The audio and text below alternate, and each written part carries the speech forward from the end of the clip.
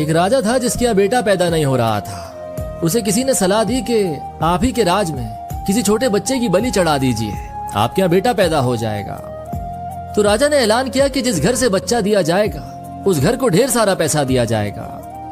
एक फैमिली ने सुना तो अपने घर के सबसे छोटे बच्चे को भेज दिया कि हमारे किसी काम का नहीं है, इसे रख लो। बलि चढ़ाने की पूरी तैयारी की गई। राजा ने बच्चे से पूछा, कोई तुम्हारी आखिरी ख्वाहिश? तो बच्चा बोला, बस मुझे थोड़ा सा मिट्टी का ढेर ला करके दे दो। मिट्टी लाई गई तो उस बच्चे ने 4 छोटे छोटे से मकान बनाए। जब मकान बन गए तो उस बच्चे ने 3 मकानों को लात मारकर गिरा दिया, एक को रहने दिया। उसके सामने हाथ जोड़कर दुआ की और राजा से बोला, अब मेरी बलि चढ़ा दो। राजा को बड़ा अजीब लगा, वो डर सा गया कि शायद बच्चे ने कोई जादू वगैरह कर दिया। उसने बच्चे से पूछा, है तूने क्या किया?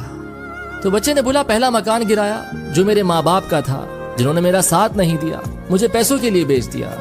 दूसरा मकान रिश्तेदारों का, उन्होंने भी मेरे माँ बाप को नहीं समझाया, मना नहीं किया, उनका भी मकान गिरा दिया।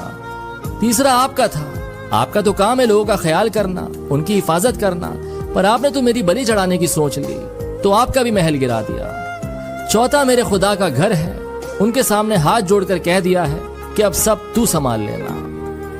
राजा ने सुना तो गहरी सोच में पड़ गया कि कहीं ऐसा ना हो कि बलि देने के बाद भी मेरे यहाँ बेटा पैदा ना हो।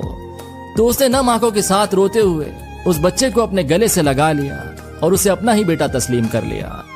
कहानी का मैसेज सिर्फ इतना कहता है कि उसके सजदे में झुक जाएं, जिसके सजदे में झुकने से कोई आपका बुरा नहीं कर सकता।